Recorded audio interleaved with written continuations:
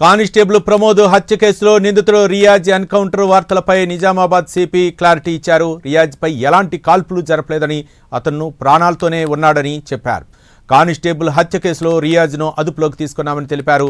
రియాజ్ తీవ్ర గాయాలతో ఉండటంతో హాస్పిటల్కు తరలించి చికిత్స అందిస్తున్నామన్నారు సిపి. ఒక వ్యక్తితో ఘర్షణ పడి రియాజ్ తీవ్ర గాయాలకు గురయ్యాడని, రియాజ్ను అతనితో పాటు మరొకరిని హాస్పిటల్కు తరలించామని సిపి తెలిపారు.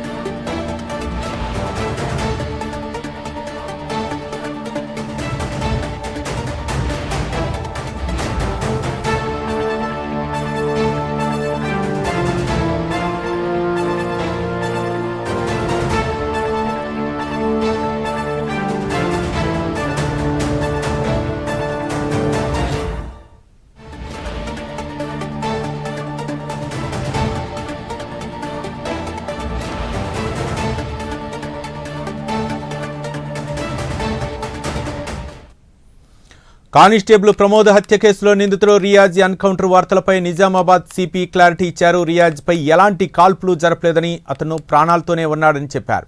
కానిస్టేబుల్ హత్య కేసులో రియాజ్ను అదుపులోకి తీసుకున్నామని తెలిపారు. రియాజ్ తీవ్ర గాయాలతో ఉండటంతో హాస్పిటల్కు తరలించి చికిత్స అందిస్తున్నామన్నారు సిపి చైతన్య. ఒక వ్యక్తితో ఘర్షణ పడి రియాజ్ తీవ్ర గాయాలకు గురయ్యాడని, రియాజ్ను అతనితో పాటు మరొకరిని హాస్పిటల్కు తరలించామని సిపి తెలిపారు. ఇదే ఘటనకు సంబంధించి మరింత సమాచారం మా కరెస్పాండెంట్ రాజేష్ అందిస్తారు. రాజేష్, నిజామాబాద్ జిల్లా కేంద్రంలో సిసిఎస్ కానిస్టేబుల్ ప్రమోద్ హత్య కేసులో నిందితుడు రియాజ్ ఎన్కౌంటర్ పైన నిజామాబాద్ సిపి క్లారిటీ ఇచ్చిన పరిస్థితి పత్రికా ప్రకటన విడుదల చేశారు. అయితే రియాజ్ పై ఎలాంటి కాల్పు జరపాలని చెప్పేసి క్లారిటీ ఇచ్చిన పరిస్థితి ఉంది. అయితే రియాజ్ తాళ్లతోనే ఉన్నాడు. అయితే ఏదైతే సివిలియన్ ఉన్నాడో ఆసిఫ్ అనేటువంటి వ్యక్తితోని ఘర్షణ పడ్డాడు రియాజ్. అయితే ఇదే క్రమంలో ఇద్దరు పెరుగులాడే క్రమంలో ఆసిఫ్ అనే వ్యక్తి పైన కత్తితో రియాజ్ దాడి చేశాడు. ఇద్దరు కూడా దాడి చేసుకున్న పరిస్థితిలో వారిద్దరిని కూడా ఆసుపత్రికి తరలించి ప్రస్తుతం చికిత్స అందిస్తాను.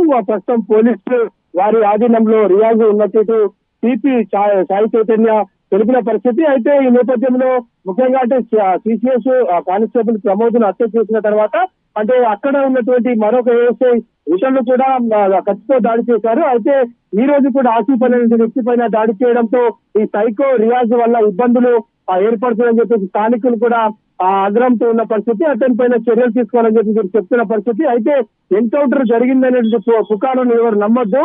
అతను ప్రస్తుతం అయితే సీరియస్ కండిషన్ లో ఉన్నాడు.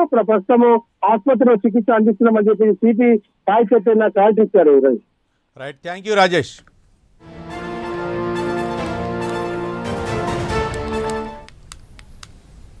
కొమరం భీం జిల్లా ఆసిఫాబాద్